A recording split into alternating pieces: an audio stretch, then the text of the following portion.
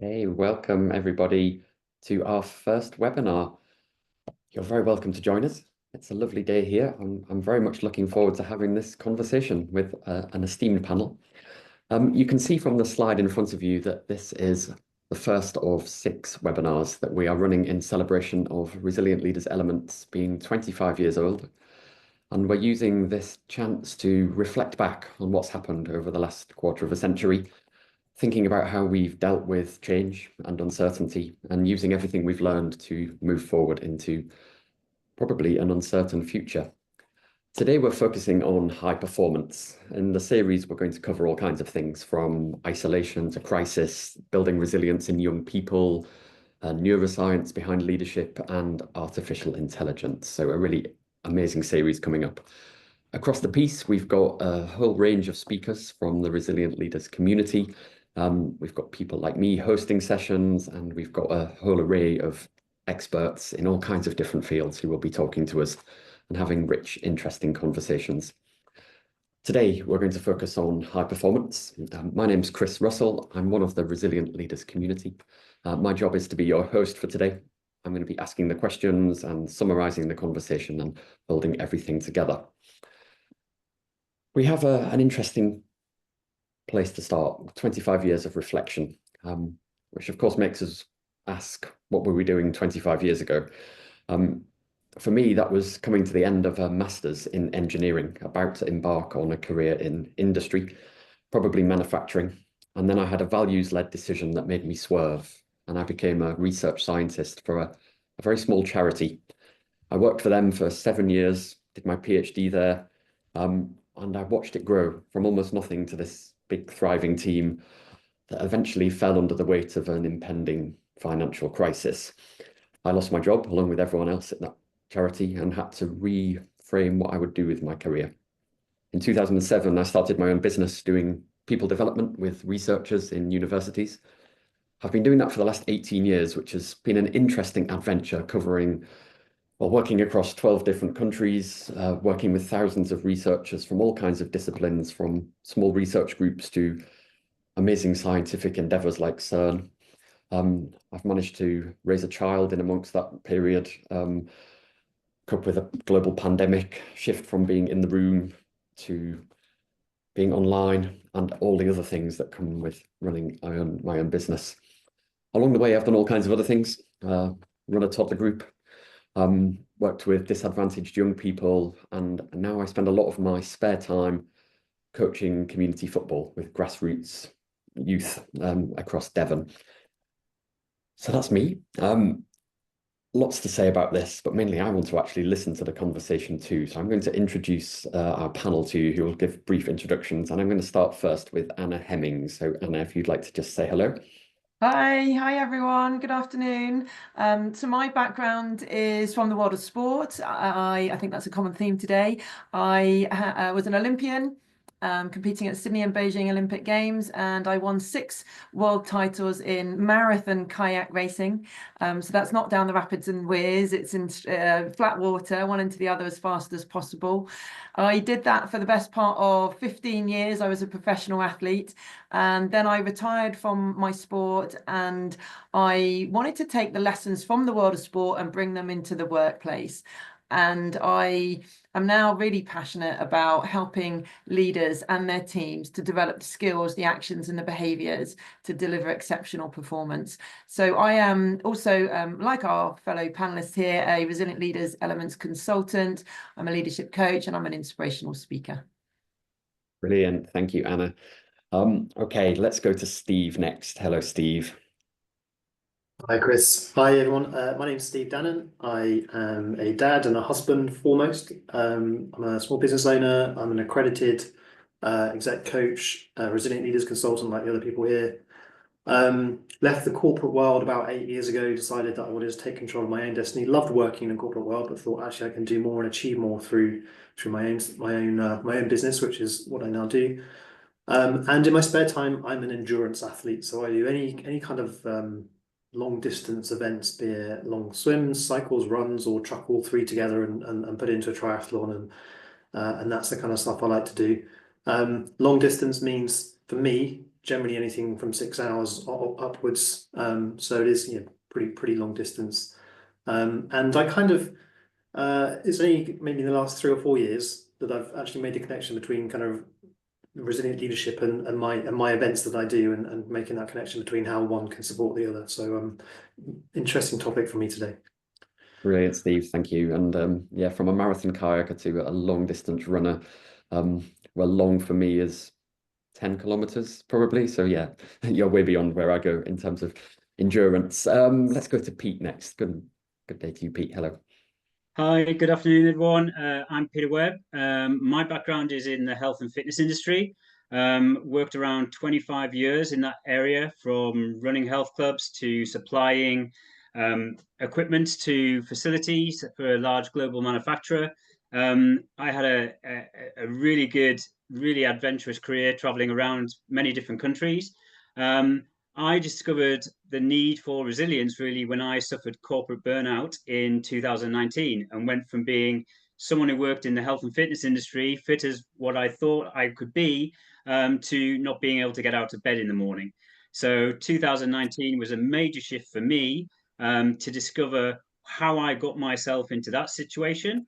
And then from that learning, developed TLR dynamics with my partner, and now we're looking at how we can help prevent the same occurrence from burnout, but also just general better organizational health and team dynamics and function in the workplace.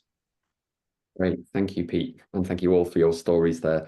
I'm very much looking forward to this conversation. And just for the audience here, that's exactly what this is going to be for the next 45 minutes or so. We intend this to be a conversation between the four of us, looking for those insights, the things we've learned over 25 years of working in, performing in, competing in all kinds of different arenas. We have a framework of questions that we'll go through, and thank you for those of you in the audience who have submitted questions as well. We will weave those into the conversation as we go. So this webinar will last until 1 p.m. UK time. We're recording that process. I know from our preparation for this webinar, we've got lots of interesting things to discuss here. So we're actually going to stay around for another 30 minutes offline and just record some follow-up questions to check in with some of the things that have been submitted and follow-ups to what we discuss here, and that will be recorded and put out afterwards as well. Okay, so I think we're about ready to begin. We have our title for today, which is High Performance. What does it take to win in uncertainty? When this dropped into my inbox a few months ago, and I was invited to host this meeting, I was very much excited. Not least because I get to speak to interesting people who have done lots of interesting things in the world of sport. I'm very much in the amateur sports arena. I've played football my entire life. I was a junior athlete. I've studied a couple of martial arts. I've been out rock climbing, mountain biking. I just really love that arena. I always thought of it as something after work. That's always how I viewed sports. But the more I got interested in it and started reading around things, it taught me about all kinds of things that I could use for the world of work. I've subsequently gone to study things like sports psychology to try and enrich my working life. So this will hopefully bridge those two worlds. So if you're a sporty person, you'll probably learn a lot about you can take into your own practice. If you're not, you'll probably learn a lot from us about what you can take into your working practice. And along the way, I'm hoping you'll find some interesting insights and nuggets of intrigue as well. Okay, I'd really like to start with the first words, high performance. Because I'm a grassroots coach, I work with young people, I coach football. And actually performance isn't part of what we start with in grassroots football. And so I'm really interested here to just explore the different meanings of performance and what they mean to us. So I'm going to start with exactly that question. What does performance mean to you? And I thought it probably sensible here to go to the Olympian first to find out what that might mean from that perspective, and then we'll broaden it out. So Anna, if you'd like to share your thoughts on what performance means to you. So for me, I often talk about high performance, and I think that's where we're coming from today. And for me, that's consistently performing at your best. And everyone's best is obviously different. So it's about performing at your best and doing that consistently. for me, that's about sustained excellence. So it's not just about a one-off performance or showing up to training and giving 100% every now and then. It's about consistency. And in my sport, that wasn't just about the physical training. In order to be at the highest level in my sport, it was about, you know, doing the mental training every day, eating the right foods every day, stretching, maximizing recovery every day, so that I can deliver my best performance when it matters. And whilst I don't compete in sport anymore, it's very similar in my work today as a leadership coach and as a motivational speaker. It's about delivering my best for each client. So rather than giving 100% in the training like I did as an athlete, it's about giving 100% in my preparation, so that I'm thoroughly prepared for that event, whether it be the workshop, the speech, the coaching session with the client, so that I can deliver my best for that client. So I'm striving for sustained excellence, and that's what high performance means to me. Brilliant. Thank you, Anna. So lots of stuff I'm interested in across the piece there. I love that idea of consistency and also the breadth of different things you talked about, from nutrition to stretching to recovery. I think that's a really big piece to pull out there. And I suppose there was something interesting in that when it matters, which I'm guessing for you was about competition, but now it's probably the delivery of your inspirational speaking or the work you do with your clients. I'm going to bounce off that word recovery, actually, because Pete, you mentioned in your introduction about burnout. And I know you do endurance work as well with your crazy marathons that you do. So I'd like to hear your perspective on this as well, that performance and how perhaps recovery is important to you in that space. It's really interesting because I've learned a lot in terms of how I went about and why I was doing the type of events I was doing. So you may have seen on the photo advertising this, it was extreme mud, whatever I could do to push my body to the limits. That's what I was going for. And I think that's where I had the wrong perception of resilience. I had this resilience of just put yourself through as much as you can, take as much as you can, and you will be resilient and you will keep on going. And the events that I did just got more and more extreme, from a marathon to an ultra marathon, and I wasn't allowing myself to recover. And I think my behaviors of what I was doing at that time were matching the type of events I was doing, because it was a learned behavior. I'd learned that for me, now I realize wrongly, that resilience was just about just dogged determination and just push, push, push. But as Anna quite rightly said, the recovery, the preparation, everything else is key factors towards that. And it was a big learning curve that I had to take as a result of that. And that's obviously what led to burnout. Yeah, interesting, isn't it? That the determination is really necessary, right? I hear that from you, Anna, that we can't get to that high performance and that pursuit of excellence without determination. But if we don't couple that with rest and recovery, then we're asking for trouble. It's interesting how you drew the parallels between your two worlds, Pete. So when I was doing my PhD and postdoc and wrestling with the challenges of trying to create new knowledge out of a lab full of experimental equipment, and I was finding the going getting really tough. Actually, Taekwondo was my saving grace. It was an escape from that piece where I could go and train, and the discipline of that. I always thought of as an escape, but it was actually teaching me lots about how to perform at work as well, you know, in terms of the discipline of how I carried out the martial art. Okay, let's go to Steve then. So we've got a perspective of high performance in competition, balancing recovery with determination. And Steve, you've got this very long game in that you play in your endurance. So let's hear your thoughts on this idea of performance. Yeah, so my long game is I'll probably have maybe 2, maximum 3 target dates in the calendar where kind of peak performance needs to be, you know, that's when I'm targeting my peak performance. But so for me, high performance means, you know, playing the long game, making sure that you know, I've got a really well structured approach to my training, that you know, recognizing not every training session is a max out effort. You know, I spend 90% of my time at kind of base level endurance stuff, which is really boring and dull, but there's a purpose to it, and staying true to that purpose and not being tempted to do other stuff. But also recognizing that, you know, high performance isn't just about me doing my stuff. But if I have a high performance in my training, but actually I haven't brought my family along with me or my friends and the rest of it, then that, it kind of falls down there. I need the support and the backup of people around me to enable me to do what I want to do and be at my best. So it's like making really conscious decisions at the outset of what my season, or even before, deciding what my season is going to be, and then consciously agreeing that with my family and the commitments that's going to mean, and then engaging my friends in that, getting people to support me and train with me and help me. It's all kind of all that stuff, which is kind of feels like it's not high performance stuff, but it all helps create a high performance environment that allows me to deliver on the day and do the best I absolutely possibly can and be as prepared as I can and control as much as I can on the day and deliver, whatever high performance looks like on the day, because that can change as well. High performance can change on the day, depending on what hits you on the day. Brilliant. Thank you, Steve. It's really interesting to hear these two speakers have talked about being at your best, but also talked about that can mean different things. And there's a piece of understanding about developing what that might mean to us, both in this long-term strategic piece as you would plan a season, Steve, as you've talked about, but also in the moment of performance, how that might change because of how you're feeling or whatever the context throws at you. I'd like to go back to Anna then, and just to follow up this point around, I think you started off, Anna, with about being your best, but that might be different for everybody.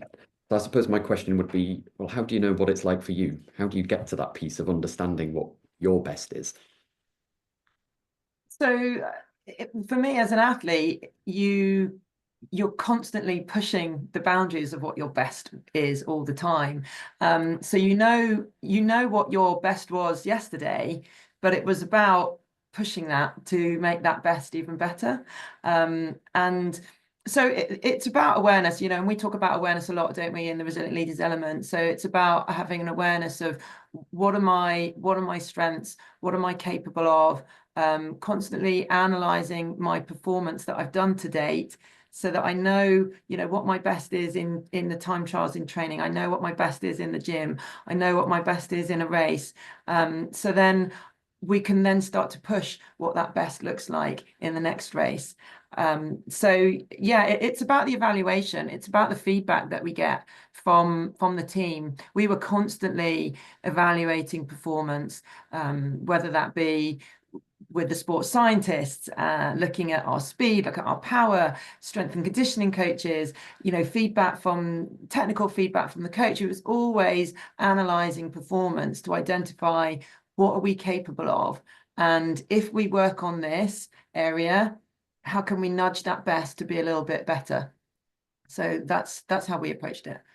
Yeah, great. Thank you, Anna. So there's a really huge piece here about building awareness about yourself and that capability piece across a broad spectrum, as you talked about there as well, not just the power that you might have in your rowing or whatever it might be. You probably didn't row, did you? Kayaking. Wrong word, kayak, yeah. Use a paddle of some description. On the water.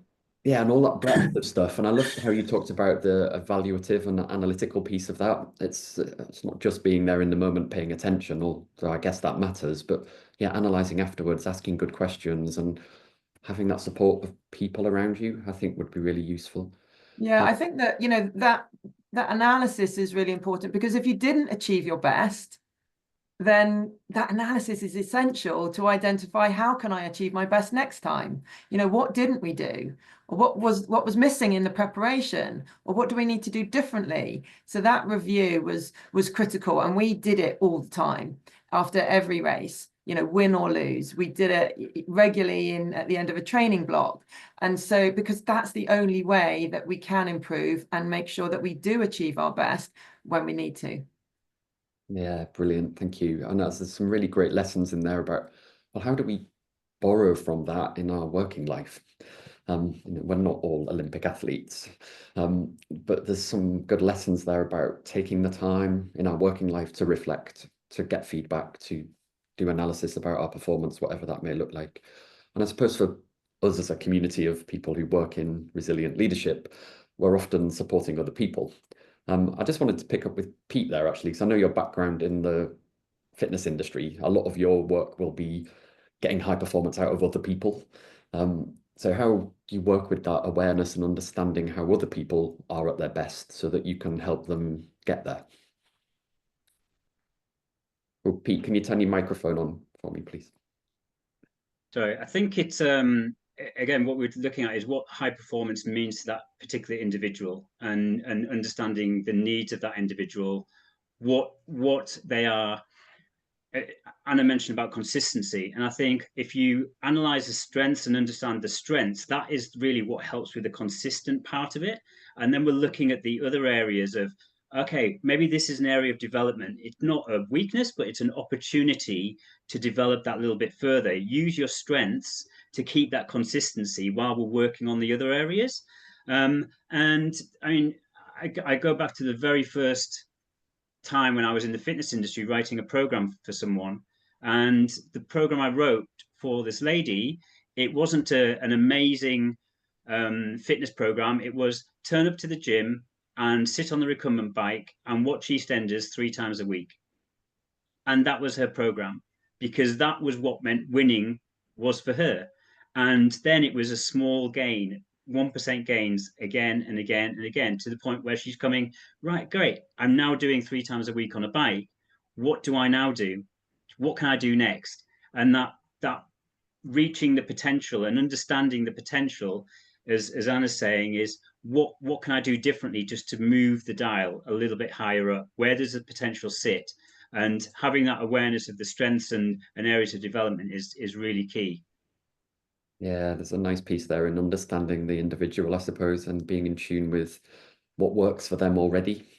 There's a big piece of me that quite happily sits on the sofa and watches television. So even that shift from that into being active while watching television is possibly an interesting step. I like that idea of diving into strengths, finding out what was there already and using that as a mechanism for building development in the less strong areas. So yeah, that's really powerful. Okay, lovely. Thank you all for that little insight build into performance. I mean, we've got a fair few people in the audience here, almost 50, and I suppose across that piece we've got all kinds of different perceptions of what performance means, and probably something for us to think about afterwards is, well, what does it mean to me in this arena I'm working in? You know, how do I start to get that understanding of my best in that space, and how do I start to get that evaluation and analysis into my working practice so that I can improve? As we talked across the piece there were little flags that tied this to resilient leaders elements. And that's a world that the four of us know very well, but for the audience, perhaps not so much. So I'd like to tie the next question to that framework a little bit more. I'm going to start with Pete on this one and start with the question, what aspects of resilient leadership are the most relevant for performance? I'll come back to you, Pete. I think from my side, I said I redefined what resilience meant to me after I realized it wasn't just about the dogged determination and being hit and being able to bounce back again. For me, I was very aware of what I was able to do, but not who I am as a person and an individual. And I think that balance between what you do in the role and who you are as a person is the key element here. It's about the awareness and the awareness that we've got of each other and also us as individuals. So a good example that I learned from my resilient leadership is the very first ultramarathon I did. I had to run continually. I was told it was either your mind that's going to go or your feet that's going to go. Look after your feet and your mind, and you can achieve anything. And I felt that my mind was strong. I had that dogged determination, but it was frequency of the feet. And it was just, as Steve alluded to before, the training you do beforehand, going from 10K to running 20K to running 40K. And what I've realized is it's as much about the frequency of what you're doing that helps build up that resilience leadership, rather than just going out for all out performance. And the biggest learning curve for me was when I went out for some drinks on a Friday night and I had a hangover. And my wife kicked me out of bed on Saturday morning saying, well, your training schedule says you've got to do a marathon today.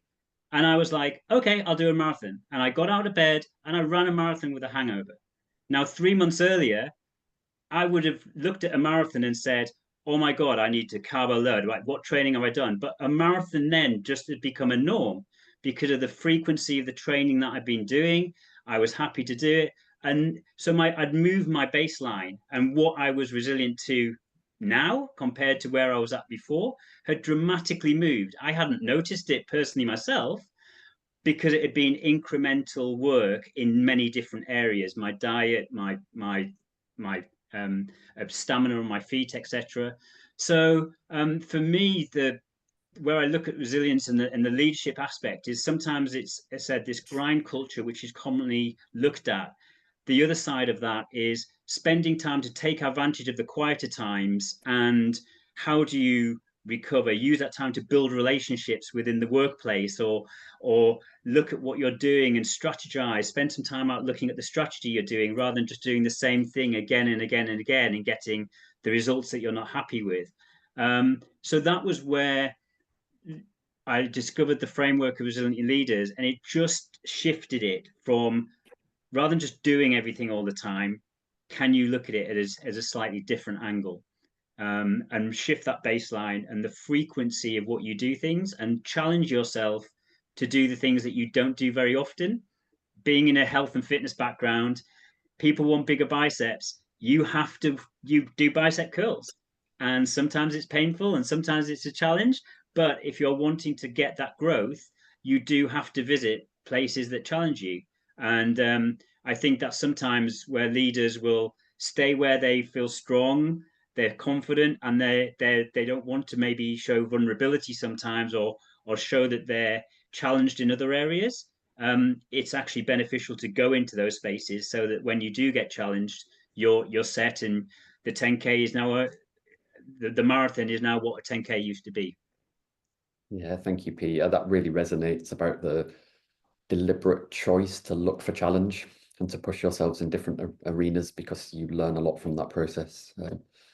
The story of the hangover filled me with horror, just getting up on a Saturday morning to run a marathon. And I suppose, wow that you did it, but also just because it's possible doesn't mean it's a good idea, right? That's training for this. Okay, brilliant. Thank you, Pete. Let's go to Steve here, actually, because I know you've got a similar story with the endurance sports, and you talked a bit about family within that and doing that. So I'm interested to hear your perspectives on those elements of leadership that are important to you. So yeah, if we start at the top, having a really clear goal. What am I trying to achieve? What's my objective? And then bringing people with me. I couldn't do what I do without the support of my wife. Like the time commitment involved in doing what I do, and the resources and the cost, of what I do is pretty significant. So without that support, without people behind me, then I can, from the start, I definitely couldn't do what I can do, what I do. And then from an awareness perspective, thinking about, my physical and emotional awareness, I'm so in tune with my body and how it's feeling at any moment in time throughout my whole training regime, that I can make tiny tweaks and adjustments to what I'm doing to ensure that I don't push myself too far and get to a point of injury, because injury mid-season, mid-training is terrible. It puts you back, weeks. And so being very aware from a self perspective about how I'm feeling and emotionally as well. And then on the day, kind of in the event, stuff happens, stuff comes from left field. I did a race in Spain in 2022 where traditionally it would have been 75 degrees and lovely, but Spain was in the middle of a heat wave and it was 95 degrees and not so lovely. And so stuff comes at you and you have to adapt. And in that case, I probably hadn't done my research about what the effects of that might have been on me when I was out in the midst of the midday heat, cycling, not feeling it because you've got the wind in your hair, but actually you're baking from the inside. And what can you do from that? So, being well prepared, doing your research, and then on the day being really versatile about what do I need to do now to adapt my goal? Do I need to adapt my goal? Is my goal still realistic? Can I still get to do what I want to do with the original intention, or do I need to authentically change my goal and change it to something that is more achievable And then how do I do that? What decisions do I need to make now in order to get me to that new goal, whatever that might be? So it really does cover the broad spectrum of resilient leaders elements model. Yeah, brilliant, Steve. Oh, there's lots I love in there. Just going back to Pete's idea of that determination, needing something else with it, direction, for example, or support with it, or good decision making about what it is you're determined to do. But I like this broad piece as well around sort of awareness of self, but also of what's going on around you, so that you're able to adapt your measures of success, your expected performance levels, how you evaluate those things based on what's going around there. And I suppose the thing that resonated most in that was about adaptability. Just, yeah, that really resonated with my own experience of trying to be determined in the uncertain arena of research. When there's no brute force training you can do for that, you have to be adaptable and ask the right questions in the right places. Okay, Anna, let's jump to you then for your perspective on this. If you could, tell us your thoughts about resilient leadership. A lot of what's been said already is, resonates with my experience in sport, and particularly where Steve started. It always began with the goal. I had a dream. I wanted to become Olympian. I wanted to become a world champion, and that's absolutely crucial. But building on that, one of the things that we talk about in the RLE a lot is visualizing yourself at a point in the future, and that's something I did regularly as an athlete. I worked with a sports psychologist, and I used visualization to imagine myself at that point in the future, having achieved the goal, what that looks like.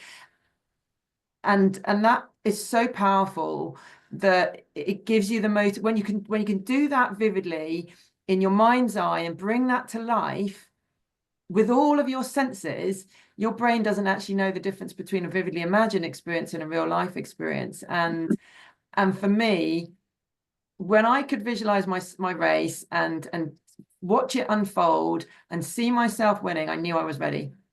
I knew I was ready to race, and that gave me so much confidence. But even before that point, it gave me the confidence and the belief that this could actually happen. Because if we can't see ourselves achieving the target, hitting the goal, whatever that ambition is, then it won't happen. And it's amazing how many clients I've worked with who, one, don't really have clarity on where they're going, and two, can't imagine it happening. And so there's real power in just being able to visualize that. The second piece, which also Steve talked about, and that unifying purpose. I had a team. I was in an individual kayak a lot of the time. Won 5 of my 6 world championships in the single kayak, one in the doubles. So a lot of time I'm the only person on the start line, but I didn't do that on my own. I had the coach, the sports scientist, the nutritionist, the psychologist, family. All of these people supported me, and they weren't in the boat with me on race day, but I could not get to the start line and win medals without them. And what was important was that it wasn't just my goal. Winning the world championships became our goal, the team's goal. And so we were very much aligned in that goal. We call it clarity of direction, the strategic intent. And that was really crucial for us because it gave us a shared sense of purpose. It's what really fosters collaboration. So that was crucial. A couple of other things to just pull out. We talk a lot about awareness, and obviously strengths is really important. People in the team knowing each other's strengths, knowing our roles, how we all contribute to the end goal. One thing that was also really crucial was knowing and being aware of our motivations. And a lot of people think that as an Olympian, as a world champion, it's all about the gold medals. That's the big motivation. And yes, it is. That's a big driver. But on a cold, wet February morning, like today, when it wasn't so much wet, but it was very cold, and it's like 3 degrees on the River Thames, and your hair's turning to icicles, what is it that gets you out there? Yes, the goal helps get you out there, but that's often really far away. It could be 12 months' time. It could be 4 years' time if we're talking about the Olympic Games. So that's really tough to rely on that external motivation. And so for me, what often got me out of bed was that a few things, but quite often the sense of achievement that I knew I would gain. I had short-term goals. Regularly in the winter time, we were doing time trials. We would run, we would swim, we were doing time trials in that. We were doing tests in the gym, strength tests. And so like literally every month we had these tests to check that we were on track. And that's what motivated me, looking towards the next small target and hitting it and getting a real buzz from that. That sense of achievement, for me, it was all about sense of achievement, was really crucial. But some days, you know, at certain points, I had a really brilliant training group, really got on with my training partners. And that, you know, oh, want to go and catch up with them, the banter that we're going to have in the training, that sense of affiliation, team, you know, some people just want to turn up to work to be part of a team. So it's really important to understand, what is it that drives me internally every day? Why am I doing this? What is it is it because I want to get recognition? Is it because I want to make a difference? You know, for me, that's a big thing now. It's not all about Anna anymore. It's, for me in my work today, it's about making a difference to the lives of my clients, helping them to transform performance, helping them to reach their goals, and feeling like I'm making a difference is a big part of what gets me out of bed today. So I think it's really important to have that awareness of not just, we talk often about strengths, awareness of others, but motivations and what are our internal drivers. I mean, there's so many things here in the resilient leadership model that help us achieve a performance, or high performance, but I'd pick those ones out as really, really key. Brilliant, thank you, and thank you all. I'm hoping the audience are getting this, because there's so many moments in this conversation where I'm saying, yes, that's what we want to take away from this. That's what resonates with me. There's a couple of things I really liked across the three stories there. The importance of other people was just shining through really strongly. How necessary they are for us in order to carry out our dreams, how that support is really ingrained in what we can do. But also, if they're invested in us, they're invested in it too for themselves. So it's not just a selfish thing, they're part of that process. I liked how you were talking about your team for the Olympics. It reminded me of my taekwondo instructor when he was going for the world championship, and he just told that story of how, not that he wanted to win it, that he was going to win it. In fact, that's what he told the story just in our training group. And you know, I was fairly young and inexperienced then, and I was like, wow, how are you so certain? Of course, he'd won it 4 times before, which kind of helps, right? But to have that confidence in that. But the fact that he shared that story with us made we were all invested in that process too. We weren't necessarily part of his team, and we couldn't help him be more skillful, but that investment made a huge difference in how we all trained together. So it wasn't just about him, and it pushed the rest of us into different places where we were searching for something stronger just because we were on board with someone who was pushing for this big thing. And I think what really helped there was, as you said, Anna, that tying that long-term goal and this big vision and the dream into the everyday reality of the work you have to do to get there.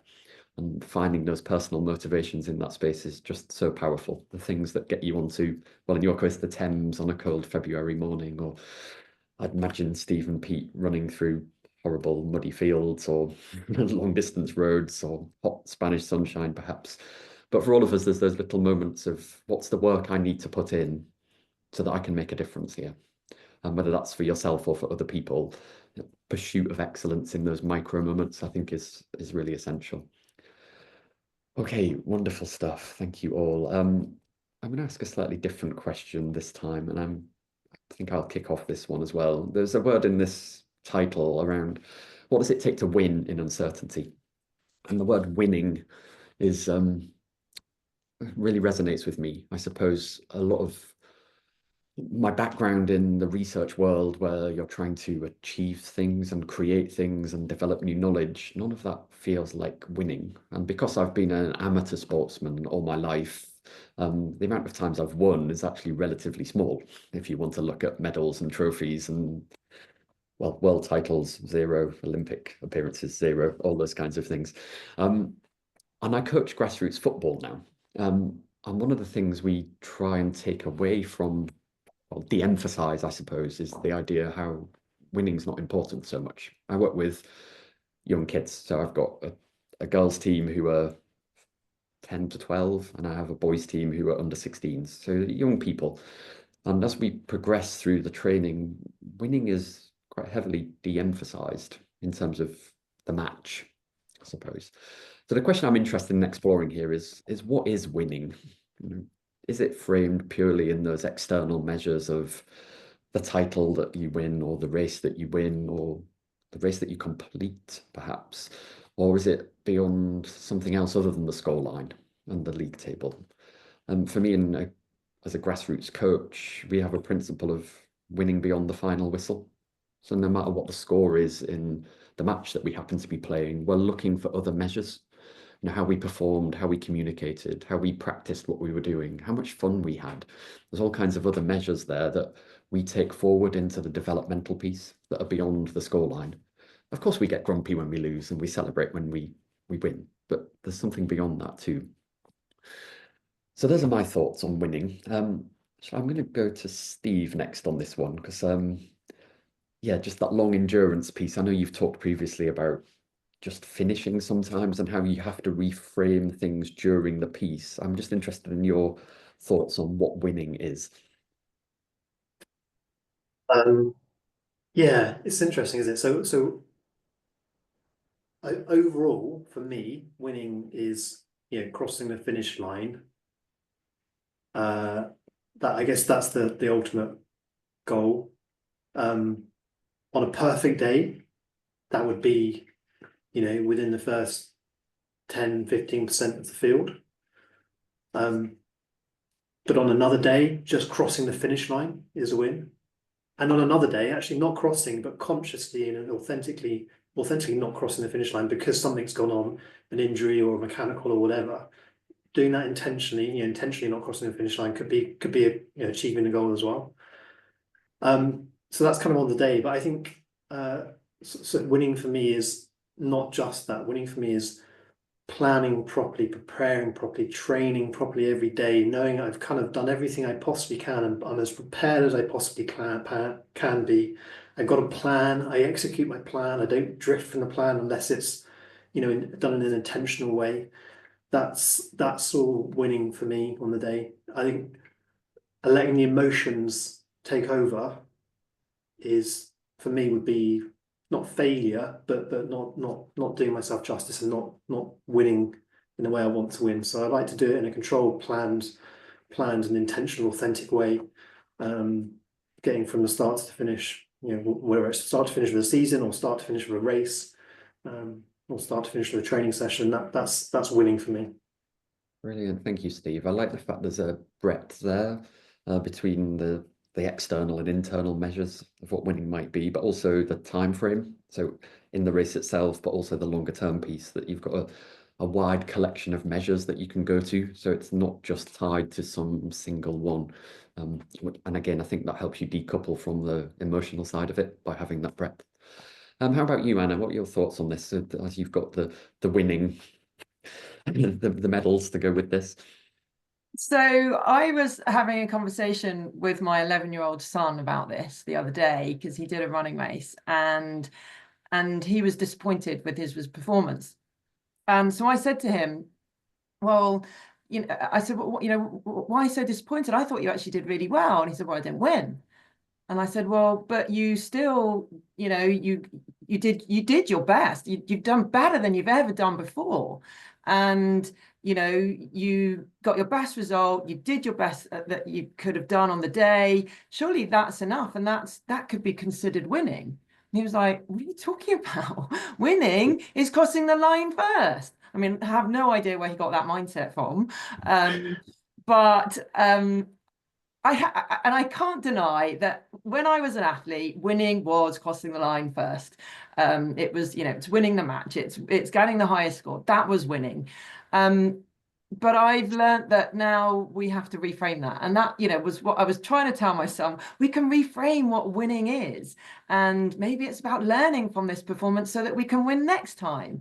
And obviously in the work that I do today, there is no gold medal.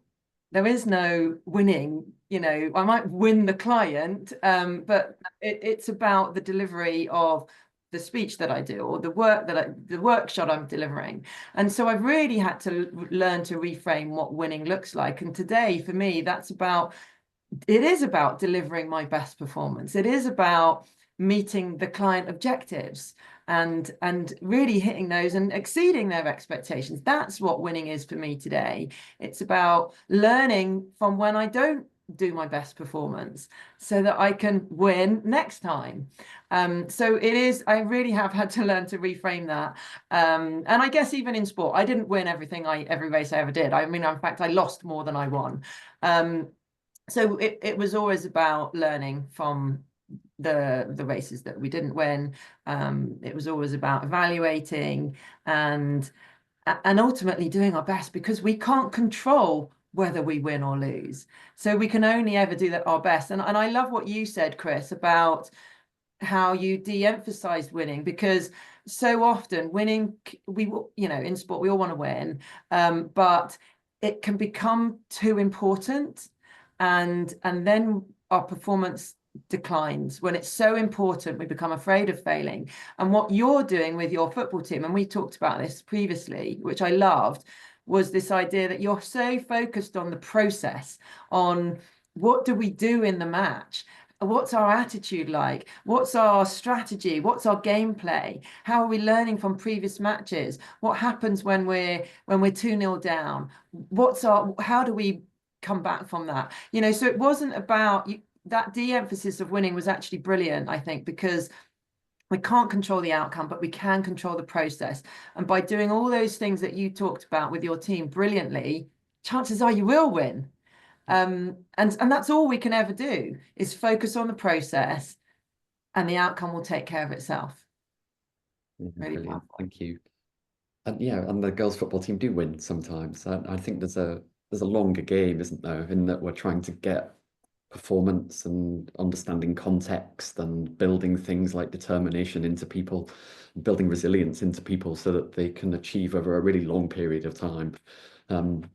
Yeah, I mean, if they win on Saturday, then that's a small part of hopefully a really long, rich engagement with the sports that they've just encountered, and the relationship with their teammates and the skills they'll take into a life. So there's all kinds of great stuff there. That's amazing, Chris. What that attitude is just brilliant for young people, and they are learning so many fabulous skills that they'll take beyond sport as well. Well, I do hope so. I think there's I loved what you said actually around the framing those success stories. I mean, I was a junior athlete, not quite at your level, a sort of county level runner, middle distance runner. And my best ever race, I came second. And I remember my coach's feedback really vividly. And this was 30 years ago. So well, maybe not quite 30, 25 years ago. But I'd executed the race perfectly. I smashed my PB, I hit a national standard. So there was all kinds of measures, external and internal, that were really relevant to me. But the thing I remember most fluidly about that race was how it felt to be executing at the highest level. And I knew I was running at my best, even though I could see the person in front of me beat me by 50 meters. But I knew I was flying, and there was something about it all coming together, and the performance meant more. That I wasn't even disappointed that I didn't win. So yeah, lots of great stuff there. Okay, I'm going to segue on a little bit, if I may. Pete, I know I didn't come to you during that question. I'm going to give you the free run on this one, if that's okay. I'm conscious we're getting towards the end of our time, and I suppose I'm interested in the uncertainty piece of this, that we've pulled together performance and winning, and two things, I suppose, for us all to look at. How do we manage uncertainty, I suppose, and how do we take what we've learned about managing uncertainty into the future? So let's start with the first bit for Pete. How do you manage uncertainty? I think, and following on from what Anna's just said, it's first of all having that awareness that you can only control what you can control, and allowing that pressure or the outside influence, the comparisons, everything else that is going on in the world, allow that to affect your own actions and your own thoughts and your own performance. I was literally listening to a podcast this morning, Superhumans by Red Bull, a guy who cycled 2,700 kilometers across the Namibian desert. He had a robust plan of having a spare derailleur, and he crashed. He needed to fit his new derailleur. As he was doing it, he dropped a 5mm screw into the sand. And he's in the middle of nowhere. It's a non-support race. He's digging around looking for the screw. What am I going to do? And he's realizing he's on a, but he stopped and he took some time. Maybe there's a screw somewhere else on the bike that would fit the derailleur. And he used that what we call resilient decision making. He looked at, he thought he was robust. Now he's in an uncertain place. I'm going to be creative. I'm going to be versatile. What can I do? What can I adapt? And he found a screw on his aero bars that happened to fit the derailleur, and he could fix and he could survive. He was in the desert on his own. And I think just sometimes taking that time to step back and look at the opportunities that, yes, it may feel negative right now, but where there will always be a positive somewhere to be found. And that whole reframing that Anna was on about before, reframe, take some time and look at what capabilities you have internally and what is externally, and people who can support you, what we've been talking about earlier. There's a lot to draw upon, and just have the confidence that that will get you through the uncertainty. Yeah, brilliant. Thanks, Pete. I love that story. Having ridden mountain bikes over rough terrain for many years, that yeah, the losing of key bits when you least want to is it seems to be part of the job. I love that adaptability as well. The fact that you've got the presence of mind to look around and see what possibilities they might be somewhere else. Uncertainty is just a new context, right? It's just different. And we've probably handled something that's similar or an analog of this somewhere else. And even if we haven't, we can start to look around and find those things. Yeah, not to panic in the moment and just to embrace what's around us, to find the possibility in that. Let's hear Steve's thoughts on this. So managing uncertainty, and I suppose looking to the future with that as well. Expect uncertain stuff to happen. That's, for me, that's the like the number one rule. Very rarely will like a plan go 100%. You know, you talk about your race where you came in second place. You know, that for that one event, I wonder how many others you did where the plan didn't quite go to plan and something happened unexpectedly and you had to adapt and work around it. So and that's even, you know, for me, where I'm doing events that can be, you know, 10, 11, 12 hours long, there's such a wide range of options of things that can go wrong, from equipment failure to environment, like I said, the heat in Spain, to energy. If I just drop a bottle off the back of my bike, then my whole nutritional plan has kind of almost gone to pot. So I've got to think about those things, to an injury, all these things. Just expect it, and then trust yourself. You know, recognize what's happening. Recognize first of all that something's happening. Try not to let the adrenaline take over and the emotional kind of head to take over. Try and stay rational and calm and controlled. There's some awareness of self stuff going on there, and then just trust that you if you prepared properly and you're experienced and you've gone through a number of races, something there will be. You can call upon it to get you through the situation you're in now. So it's those kind of lived experiences that you can call on that are going to get you through the situation you're in now, whatever that might be. So expect uncertain times to happen. For me, especially during a long endurance event.